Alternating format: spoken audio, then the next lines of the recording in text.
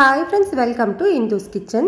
இன்னைக்கு நம்மளோட கிச்சன்ல ரொம்ப சிம்பிளா அதே நேரத்துல ரொம்பவே டேஸ்டான செட்டிநாடு ஸ்பெஷல் கந்தரப்பம் எப்படி செய்யறதுன்னு பார்க்கலாம்.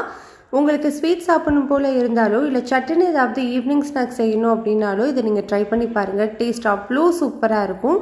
சாப்பிட ஆரம்பிச்சோம்னா நிறுத்தவே மனசு வராது. அந்த அளவுக்கு ரொம்ப நல்லா இருக்கும். இதை செய்கிறதுக்காக ஃபர்ஸ்ட் ஒரு உலக்கு அளவு பச்சரிசி எடுத்துக்கணும். இந்த உலக்கில் அரிசி இந்த மாதிரி தலை தட்டி எடுத்துக்கோங்க. எக்ஸ்ட்ராவாக இருக்கிற அரிசிலாம் நம்மளுக்கு தேவைப்படாது. இந்த ஒரு உலக்கு எடுத்துருக்கோம் இல்லையா, இந்த அரிசி மேலேயே நல்ல குவியெல்லாம் உளுந்து சேர்த்துக்கோங்க. நல்ல கோபுரம் மாதிரி குவிஞ்சு வந்திருக்கு பாருங்கள்.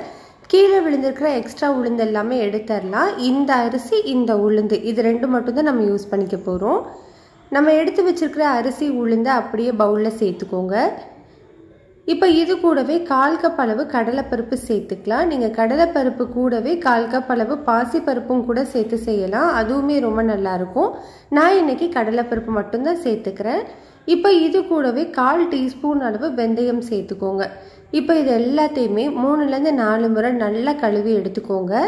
நல்லா கழுவினதுக்கு அப்புறமா இதில் நல்ல தண்ணி சேர்த்து ஒரு 2 மணி நேரம் மட்டும் ஊற வச்சுக்கலாம். இந்த அரிசி பருப்பு எல்லாமே நல்லா ஊறி வரட்டும். இப்போ பாருங்கள், ஒரு 2 மணி நேரத்துக்கு அப்புறமா நம்மளுக்கு அரிசி பருப்பு எல்லாமே நல்லாவே ஊறி வந்துருச்சு பாருங்கள். இந்த அளவுக்கு ஊறி இருந்தால் போதும். இது அப்படியே தனியாக வச்சிடலாம். இப்போ ஒரு மிக்சி ஜாரில் 1/4 கப் அளவு சின்னதாக கட் பண்ண தேங்காய் சேர்த்துக்கிறேன். இதை நீங்கள் மிக்சிலே அரைச்சிக்கலாம், இல்லைன்னா கிரைண்டரில் கூட அரைச்சிக்கலாம். நான் கம்மியாக செய்கிறதுனால மிக்சிலே அரைச்சிக்கிறேன். இது கூடவே 2 ஏலக்காய் சேர்த்து ஃபஸ்ட்டு நம்ம தண்ணி எதுவும் சேர்க்காமல் அரைச்சி எடுத்துக்கலாம். இந்த மாதிரி அரைச்சதுக்கு அப்புறமா ஊற வச்சிருந்த அரிசி பருப்பை தண்ணியை வடிச்சிட்டு சேர்த்துக்கோங்க. இப்போ இதில் கொஞ்சமாக தண்ணி சேர்த்து நல்லா ஸ்மூத்தான மாவாக அரைச்சி எடுத்துக்கணும். மாவு இந்த மாதிரி கொஞ்சம் திக்கான மாவாக இருக்கணும். அதே நேரத்தில் நல்ல ஸ்மூத்தாகவும் இருக்கணும். இப்படி இருந்ததுனா தான் நம்மளுக்கு கந்தரப்பம் பக்குவமாக நம்மளுக்கு கிடைக்கும். இப்போது இந்த மாவுலையே நீங்கள் எந்த கப்பில் 1 கப் பச்சரிசி எடுத்தீங்களோ அதே கப்பில் 1 கப் அளவு வெல்லம் சேர்த்துக்கலாம். இப்போ இதையும் நல்லா ஸ்மூத்தாக அரைச்சி எடுத்துக்க போகிறோம். இது கூடவே ஒரு பிஞ்ச் அளவு உப்பு சேர்த்துக்கோங்க. இது இனிப்பு அப்படிங்கிறதுனால ஒரு துளி உப்பு சேர்த்தோம் அப்படின்னா நம்மளுக்கு டேஸ்ட் ரொம்ப நல்லா எடுத்து கொடுக்கும்.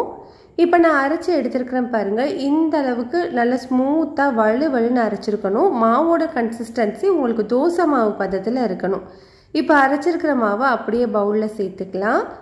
நான் மிக்சி ஜார் கழுவிட்டுலாம் தண்ணி எதுவுமே சேர்க்கல. நம்மளுக்கு அரைச்சதே கரெக்டாக இருந்தது. இந்த மாவை நம்ம புளிக்க வைக்கலாம் தேவை கிடையாது, உடனே ஊற்றிடலாம். கடாயில் நல்லா இந்த மாதிரி எண்ணெய் சூடு பண்ணிவிட்டு 1 கரண்டி அளவு மாவை சேர்த்துக்கலாம். ஸ்டவ்வை மீடியம் ஹீட்லேயே வச்சுக்கோங்க. அது தன்னால் பூரி மாதிரி நல்லா உப்பலாக எழும்பி வரும். நீங்கள் இந்த கந்தரப்பம் செய்யும்போது இந்த மாதிரி குழியான கடாயாக எடுத்துக்கோங்க. அப்போதான் நம்மளுக்கு கரெக்டான ஷேப்பில் நம்மளுக்கு கிடைக்கும். இப்போ இதை சேர்த்துட்டு நல்லா உப்பி வரும்போது திருப்பி போட்டு மீடியம் ஹீட்லேயே வச்சு 2 சைடுமே வேக விடுங்க. மீடியம் ஹீட்டில் வேகும்போது தான் உள்ளுக்குள்ளேயுமே நல்லா ஈவனாக வெந்து வரும். இப்போ இது நல்லா வெந்து வந்துருச்சு பாருங்கள். அந்த ஓரங்கள் எல்லாமே நல்ல ஒரு கோல்டன் கலரில் மாறிடுச்சு. நடுவுலையும் நல்லா வெந்து வந்துருச்சு. இப்போ நம்ம எண்ணெய் எல்லாமே வடிச்சிட்டு நம்ம இதை எடுத்துடலாம்.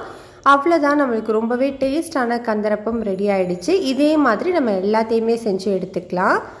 ரொம்ப சிம்பிளான டேஸ்டான கந்தரப்பம் கட்டாயம் ட்ரை பண்ணி பாருங்கள். சாப்பிட்றதுக்கு அவ்வளோ சூப்பராக இருக்கும். இந்த ரெசிபி உங்களுக்கு பிடிச்சிருந்ததுன்னா லைக், ஷேர், சப்ஸ்கிரைப் பண்ணிக்கோங்க. கூடவே பெல் பட்டனையும் கிளிக் பண்ணிவிட்டு ஆளுங்கிற பட்டனையும் கிளிக் பண்ணிக்கோங்க. அப்போ தான் நம்ம போகிற வீடியோஸ் எல்லாம் உடனே உங்களுக்கு வரும்.